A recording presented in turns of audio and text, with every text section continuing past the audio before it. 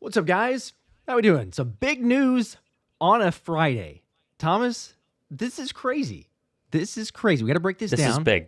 Bryce Huff being traded to the San Francisco 49ers. And while I get it on the screen, you can share kind of the initial details so that people can know the official news and everything there. Well, first off, how about a Friday dump here? I mean, this is absolutely crazy that Philadelphia not only found a trade partner for Bryce Huff. We've been talking for days, maybe even weeks, that the hardest part of the whole Bryce Huff situation was finding somebody to take him. He was an absolute no-show last year, a total bust. Philadelphia blew $51 million and lit it on fire trying to go ahead and sign him. And now not only did they find a trade partner, but Philadelphia, you probably have the details on the screen right now, was able to restructure his deal. So they only pay him about $9 million of the $17 this year, meaning the rest of his contract is going to go to the San Francisco 49ers. They will owe him $7+ this season and pay him the next 2 seasons as well. Howie Roseman just created, Josh, $15 million in free cap space this year, right now in 2025, giving Philadelphia over $45 million right now, according to my calculations, in cap space. Also got an undisclosed draft pick, I would think, for Bryce Huff. We've not officially gotten that word yet. Yep. My guess is it'll be a late-round draft pick. It's not going to be anything crazy. They might have just taken him straight up to go ahead and get rid of the contract, but he also frees up so much cap space in 2026 and 2027. I'm shocked that this worked, but the thing is, though, Josh, Howie Roseman found the one person in the entire NFL, in Robert Saleh, who was the Jets head coach for Bryce Huff, the DC with the 49ers, who still believes in Bryce Huff and was able to move him to San Francisco. This is a massive trade. This is crazy that they actually pulled this one off. This is Howie Roseman to a T. Howie season strikes again. At 100%, 1,000%. And I was talking about this, made a video I think a week ago, and said the Eagles might have an insane idea up their sleeve. And it was with Robert Saleh, to the fact that you're saying is maybe the one guy, the biggest supporter of Bryce Huff and still believing in him, because he even said it before or even said it after the fact that he lost Bryce Huff. Like, hey, he's the closer. Like they said, how would you describe Bryce Huff? He's the closer. He used Mariano Rivera as a comparison for Bryce Huff. So that doesn't tell you anything about how he felt about Bryce Huff, the opportunity to trade for him there. And, I think it's just a little bit more icing on the cake as well, like the Joe Douglas move, right? So Philly gets him, then there's a connection with Bryce Huff. You're like, hey, Joe, maybe you call up Robert. Say like, hey, you interested in Bryce Huff? So we probably won't ever get the exact behind-the-scenes details, but I would just love to see or hear like, it was Joe making the call, hey, we're trying to move Bryce Huff, and you get it done. But ultimately, I mean, Thomas, it's insane. I know you just broke it down there, but you talk about how terrible of a trade that looked like. A healthy scratch in the Super Bowl, and then just a couple months later, how he's able to turn around and trade this back, create $15 million of cap space. Are you kidding me? And then a potential draft pick on that? Like, I mean, we were talking about previously, like, you're going to have to give away extra to be able to make that happen. And yet now you're going to free up some cap space and still have the draft capital that you want in next year's draft. It's absolute masterclass from Howie. Well, in terms of draft capital, we do have an update here. They're saying mid-round pick. Okay. Mid-round pick is anywhere from a third to about a fifth, I would say. Could be a sixth, but 6th and 7th to me are late-round draft picks. So I'm kind of see if we get an update here. I'm sure we will in the next 30 minutes to an hour. So by the time we're off of this, just check Twitter. We'll have updates on it. I have a show detailing later this afternoon, so be sure to subscribe for that. There you go. But it might be a fifth. It's definitely a mid-round draft pick is what I'm seeing from Jeff McClain. I'm seeing that from PHLY and Zach Berman. So they are getting something in return here, which if you would have told me, Josh, that Philadelphia would get rid of Bryce Huff and save $15 million against the cap this year and not even have to touch his contract the next 2 seasons, I would have given up a 6th-round draft pick to do that. I mean, truly, this is a guy who was going nowhere on the Philadelphia Eagles. And it's crazy that we all thought 4 days ago, I did a show, and it was like, maybe Bryce Huff getting paid all this money. He saw what Nolan Smith and Jalyx Hunt did. Maybe he'll be motivated to come back to the Philadelphia Eagles. Maybe he'll just come back and be a dark horse breakout candidate this year. Then we found out from Jeff McClain 2 days ago that he was not showing up for any sort of OTAs, any sort of even offseason workouts. That acts the whole thing. I thought post June 1st, caveat, this trade goes through on June 1st, so we have 2 more days till it's official. Fair. But obviously Schefter's reported it. I thought after June 1st, you'd cut him and eat his entire contract and say, you know what? We messed up. Howie Roseman, though, just turned one of his biggest mistakes in recent history, I think, into one of his most impressive trades in recent history. I mean, he's had a lot of good moves, Josh. I just cannot believe he found a team that was able to take on the contract and still want Bryce Huff for a draft pick. I'm I'm stunned right now. I really am. This is a big deal. Yes, I'm right there with you because whenever we get the notification, right, like all of us, I'm sure, have the notifications turned on. Schefter's breaking news here. You see the picture of Bryce Huff. It was the hope. Like I'm 99% of us, it was the hope of the trade Bryce Huff and get this thing figured out. But to the extent that they did and what they were able to get in return, it's wild. I mean, you're splitting the salary. You're going to pay for some of it. But, I mean, I saw all the projections of, hey, you're going to trade away. You mentioned a 6th-round pick. We'd be perfectly fine with that. I saw some people say you're going to have to trade Bryce Huff and a 5th-round pick for the contract like that. Or Bryce Huff and even, a little bit far-fetched, but Bryce Huff and a 4th-round pick to try to just move on from him. Like, that was where we were at, I think, in the realistic terms. And instead, it's Howie Roseman. It's Howie being Howie and able to move on from this. I think the huge ramifications, too, we talked about, I think, on the live stream yesterday. But again, it's the locker room vibes, too. Like incredible for roster management. But you did not want this guy in your locker room. I know, no offense to Bryce Huff, but you saw the body language. There's a reason he was a healthy scratch. There's a reason that Vic Fangio was not a big fan of him. So it's a win from all 10 million phases that you can look from this one, and I don't think that anybody saw it coming. NFL notifications is saying 4th-round draft pick. I'd be shocked if that's true. I've not been able to confirm that, but I've seen NFL notifications, one of those kind of, what are we actually doing here in terms of, Twitter accounts. You can't know that they're legit. 4th, a 5th, 4th. A 4th would be insane. A 5th would be crazy. And a 6th or 7th would be like, how is this even possible? Let's say one thing and make it very, very clear here, Josh, too. The other side of this is there's no guarantee Bryce Huff turns back into Jet Bryce Huff just because he's on Robert Saleh's new team. There's zero guarantee of that. Not at all. There's a very real chance that Philadelphia just ditched I don't want to be mean here, but a useless pass rusher right now, according to last year. I mean, healthy for scratch us, basically the entire absolutely, playoffs yes. for us, to an NFC rival in the 49ers who are trying to rebuild right now. We might have just given them an absolute dumpster fire of a player who's going to take a ton of cap space from them. It's Robert Saleh has got to be 100% convinced. You would have to convince John Lynch and be like, no. Philly used him wrong. Trust me, he's going to be great here. And if he is, then you know what? It's going to be a good move in the end because you're going to save some money on him and you only give up a 4th or a 5th-round draft pick. But if it's the same Bryce Huff from last year, holy cow, the Eagles just really, really put a big hurt on the San Francisco 49ers. And again, I see all the comments right now. Philly has, based on my calculations, over $45 million in free cap space. They have the ammo to go get anybody they want. And there are 3 names that are disgruntled right now due to contracts and situations. Jalen Ramsey, TJ Watt, Trey Hendrickson. No guarantee. I'm not saying they're going to. But all the talk off season of a big swing, they finally have the cap space to do it because you're able to get rid of Bryce Huff. So next week, I would just keep my eyes open next week post June 1st. You never know. There's some craziness that could happen there.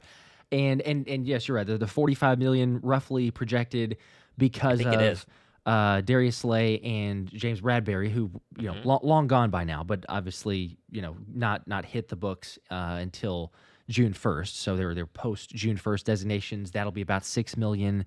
BG does need to officially retire, so I think that's like $4.5 million. So it's almost a wash. But where they're at currently, plus the 15 or so million, it's just night and day difference, and it's absolutely unreal. I saw some people asking again, just the thoughts on that. So Eagles taking, what was it, $9 million of the salary, and then the 49ers responsible for the remaining part of that, the $7-8 million, somewhere where that number is. So crazy for just 1 year. Lauren was saying I would have taken a 7th-round 2035 pick. Same. I would have done this deal straight up for nothing. No, I would absolutely. Have been, some of the contract and take him. Just take it. I would have done that without a draft pick. That's how crazy this is. There are no words. Actually, maybe the best word for it. Here's Shaq with a 2. Appreciate that. Hallelujah. That's what it is. Hallelujah. Hallelujah. That's very true. Hallelujah. Bryce Huff is, and you said, look, I can't believe it. Wish him well, right? As long as they're not playing Philly, go play well. If he can turn it around, that's perfectly fine. And I also will, I think maybe most of us would say this, even if he plays well, I'm not going to be so upset about it, be like, oh man, we should have kept him around because he could have done this. Some guys fit in certain systems and schemes and others don't. And it was pretty obvious that Vic Fangio did not view him as a guy who was going to be significant plans or in the significant future because they already said there weren't plans for him there. So if he goes and does well, he was doing well previously with the Jets. He had the 10 sacks before whenever they made the acquisition to sign him. So either way, it's a home run move. I can't even imagine it. It's someone in shock. Chris here with a 5. Appreciate that. Said, why was the league trying to ban the tush push? They should try to ban Howie. Does it make me a bad person to feel good about this? Stealing is wrong. No. I think we all could feel very good that in this case, stealing is pretty good. And listen, even all Bryce things are Huff permissible, and this stealing is good. And if Bryce Huff has 10 sacks for the Niners next year, I won't care because Bryce Huff was not going to have 10 sacks in Philadelphia. It didn't work. It simply didn't work. Philadelphia brought him in, and all training camp long last year, we heard Vic Fangio saying he's not ready in my system. He can't defend the run. And then when they even tried him just as a pure pass rusher, it still didn't work out. I mean, he just didn't have it with Philadelphia. And the idea that if you were to keep him, he'd then have to take snaps away from Nolan Smith, away from Jalyx, away from this young defensive line in the hopes that magically he figures things out, it was just never going to happen. And again, if he doesn't get 10 sacks for San Francisco, he doesn't get 5 sacks this year for San Francisco. This is going to be a very bad trade on the heels of a string of pretty rough moves by the 49ers that ended them up without a postseason berth last year. They just gave a ton of money to Brock Purdy. I mean, there's a real scenario where Philadelphia just handcuffed one of their big rivals in the NFC for the next 2 seasons with this trade and got a draft pick back. You gotta absolutely love that. Daniel with the 2 said, second pass rusher that the Whiners took from us. LOL. That is, yes. What happened to the last one? Javon Hargrave, right? Yeah. I mean, yeah. There was a little bit. I think the first year with him was all right. That's acceptable. He was better, but then other than that, so some injuries, not so much. Howie's. Let's just say this: most of the time, not always. We certainly have case in point. Most of the time, Howie is very good at judging when to move on from a player versus when to re-sign and keep them. That usually occurs and I'm saying that especially when they've been with the Eagles before. Here for Bryce Huff, yes, mistake, try to get out of that one, and he did. So, Thomas, I think you're spot on. It might be his most impressive trade. Like, out of all the ones that he's done, I mean, there's lots of them, but it's up there with the top. If it's not the top, it's up there with the top because it is one of your, not division, but your conference rivals. I mean, you know how much the Whiners hate the Eagles, and so it's like, you don't want to do them a favor at any time, but Robert Saleh must have a crazy amount of faith in Bryce Huff to say, yes, we do need to make that. That's our guy. Make the trade. Let's make it happen and just move on. Wild. Unbelievable. We got a lot of super chats. I'll let you roll through some of those here, but we want to just give you all the update. LA Kid with a 5. Appreciate that. You guys called this a possibility with Saleh. Yes. This opens doors to many possibilities, including a massive Jalen Carter extension. Eventually. Another great point. Philly could take the 45 right now and try and do it early. Like if they wanted to go way early, they could do it now. It's probably going to be next year, and so take that. I would, 10% chance that were to happen. But I would be very surprised if they don't do anything with the current $45 million. Now, that doesn't have to be Trey Hendrickson because Hendrickson wants a super long-term deal, right? If Hendrickson were to come in, maybe give him a 1-year, $28 million contract and then let him walk in free agency, go chase a ring, sure. Same for TJ Watt. Like, those guys are going to be expensive. I think Ramsey becomes very much more in play because of the price would be a lot cheaper. If Philadelphia feels like they need him, which we've talked about, they might not know until you get to training camp. And then, you float around Kyle Pitts, talk about it on the show later on today. Surely there's another move out there if they're interested. But they have ammo to do whatever the heck they want right now in 2025 when we entered this offseason being like, it's probably going to be pretty quiet and they don't have a ton of room and they've made a bunch of really cheap 1-year options, 1-year deals, re-signed some people, maybe Reed Blankenship could be up next, and still are going to get rid of Bryce Huff, get a draft pick, and go ahead and have more money. So it just, this shows you, Josh, why there are good organizations and bad organizations. There are organizations that run things very, very well and have success, and there are organizations that don't. And that's the main difference maker in the end. It's not, who has better players. That's part of it. Who has a better front office that figures this stuff out when other people can't? Those are the teams that tend to be more successful, and Philadelphia is a great example. 100%. Yes. China was asking what happened, missed it with the pick. Mid-round pick. I don't think we've seen it officially. Mid-round. We don't know exactly. Mid-round. But it's at least, considerable, depending on where that's at. I know that Atlanta wants a day 2 pick for Kyle Pitts, but It'd be crazier. You could just continue this thing along. Like, oh, yeah, you got Yeah. a mid-round pick. Let's turn around and trade that mid-round pick for Kyle Pitts if they really want that option, So it could just keep going on. But it's endless opportunities with the way that Howie works and getting this trade done. So Eagle One, Matt, appreciate that. So what's up, boys? Thanks for great channels. Retire Zero now. I guess what? Just we don't use that. That's the question. I think I saw another super chat in a second, which I will get to, but maybe a perfect time for it. Who is the next Agent Zero? Like that's a good question there, because surely someone could take it over. Drew and I will Nakobe, say, Jihaad Campbell. okay, Either there we one. go. I like those, because for people that are like skeptical, if you're a little bit superstitious, perhaps it's not like Zero has been bad for everyone. I mean, DeAndre Swift made it perfect. It was a great number for him. So we've seen success in that number. We just need to see a little bit different than the most recent wear. Ryan with a 10. I think this needs to be asked. Is Jed York in direct competition with Geriatric Jones for the worst owner in the NFL? Either way, I hope he loves the nice fleece jacket Howie just sent him. Laughing my ass off. Yeah, I mean, you wonder if it's Jed York or if it's actually, John Lynch. And John Lynch and Kyle Shanahan are on a very short leash this year. So, I mean, if Bryce Huff doesn't contribute and they miss the postseason, you could see John Lynch, who was at one time, 4 or 5 years ago, like the GM. He was the it GM in the NFL. Might not be the case anymore.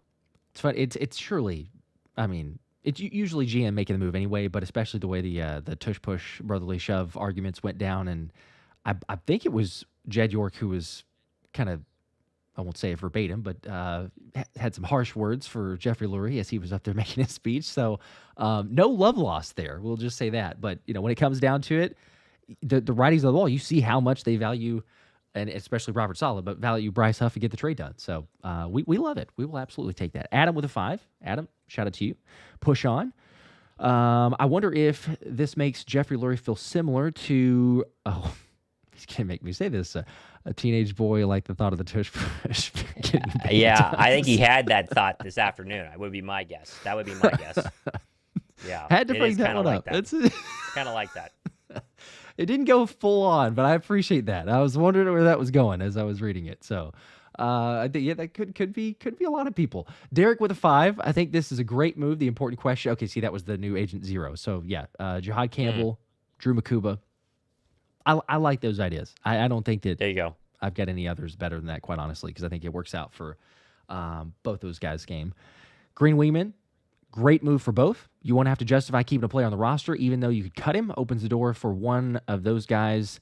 Opens the door for one of these guys or one of these UDP to make this squad. Undrafted.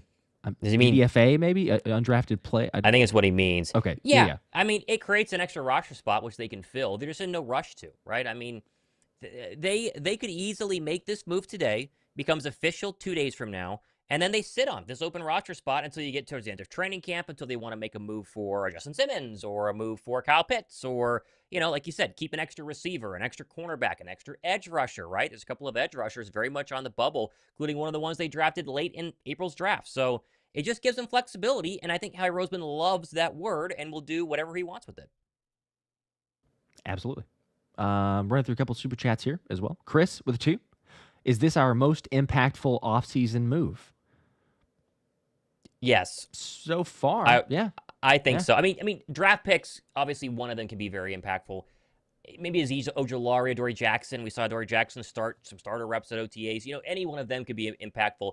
This one is very impactful just because it gets him out of the locker room and it just saves them so much money, not just this year, but the next 2. So you can argue this is the most impactful, but we won't know until we see some of the other guys they got drafted and signed actually on the football field. Yeah, hindsight's 20/20, but I'm with you. It's we could look back at, and there's tons of different options of people that have already given some solutions or examples of that. But whether it is getting another player, whether it's saving that or the salary cap there and trying to get a deal done with a player down the line, it just gives you so many different outs. I mean, Howie's masterminded it to begin with, but to do this, you can go so many different directions. You could save it. You could utilize it for next season. You could try to get something done. So I would absolutely agree. It's got to be the most impactful and certainly the most, like I say, I guess just advantage among other teams and other groups just because of that amount of salary cap space that you have.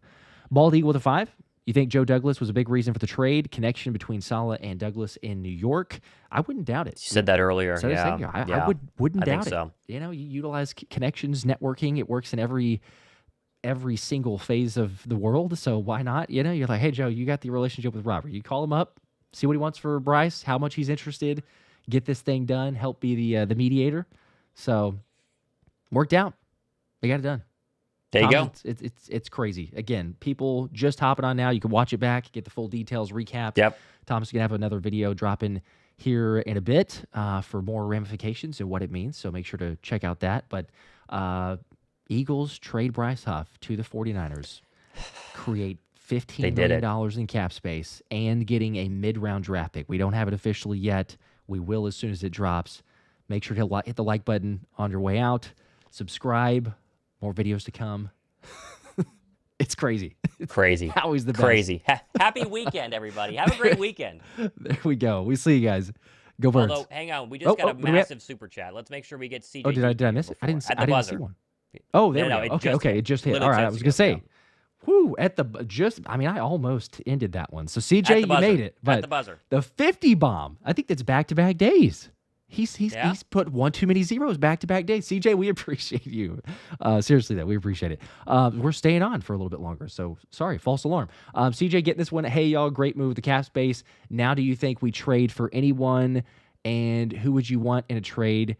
Go Birds, baby. P.S. Coop and Reed are the GOATs of the white boys. I agree with all of that. In terms of trades, I'll just say this. Very mixed signals on Ramsey from the Eagle fan base. There's a lot of people that would love Ramsey, people in the comment section that would hate Ramsey. I do think Ramsey's in play, though, because there is reports that Philadelphia is one of the teams that have called, right? And now you have the money to go ahead and make that move. I would rather wait to make sure Keely Ringo's not the guy before I trade for Ramsey, so I would do it during training camp if they're going to. Ramsey, to me, though, would be the top of the list if I had to guess. Not saying I want him. TJ Watt, Trey Hendrickson. Trey Hendrickson's more likely than Watt, I would say, because Pittsburgh's not one to kind of trade away their superstar players. They'll get a deal done there. Hendrickson and the Bengals are very dug in, and there's a report the other day that Hendrickson could miss games because he wants a new contract that badly, and the Bengals don't want to pay him. So the only way Trey Hendrickson works for me, though, is if it's a 1 year, you bring him over, you give a little extra bonus because he's in the final year of his contract. That's why he's holding out. Make him happy enough to play this year, and then he could walk in free agency. And then you're basically ring chasing, right? In that case, Hendrickson is super good. You get a ton of sacks this year. The Eagle D-line dominates. And then you still don't have to pay extra money for him as he ages. You can put that money to Jalen Carter next offseason. So those would be the most likely. Everyone keeps saying Justin Simmons. I don't see it. I think you draft Drew Makuba. That kills the Justin Simmons dream. We'll see. Again, it would happen more towards training camp instead of the next couple of days.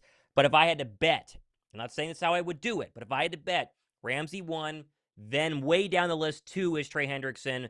Way, way, way down the list is going to be, TJ Watt. And I'd put Kyle Pitts somewhere between 1 and 2, but still rather unlikely.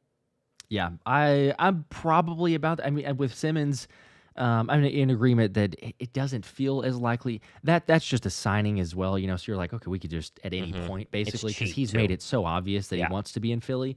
I don't know. Those others, like I've been iffy, a little skeptical. Jalen Ramsey, I think it's probably the most realistic, as you say, with the options that you list out there. But even that being the case, I just they're very careful as always. But I think especially with this group coming off a Super Bowl, I think it's like, hey, we're making sure 100% that the locker room is what it needs. Like we have the right guys, you know, and it doesn't always mean that it's based on Madden ratings or whatever, right? Because like.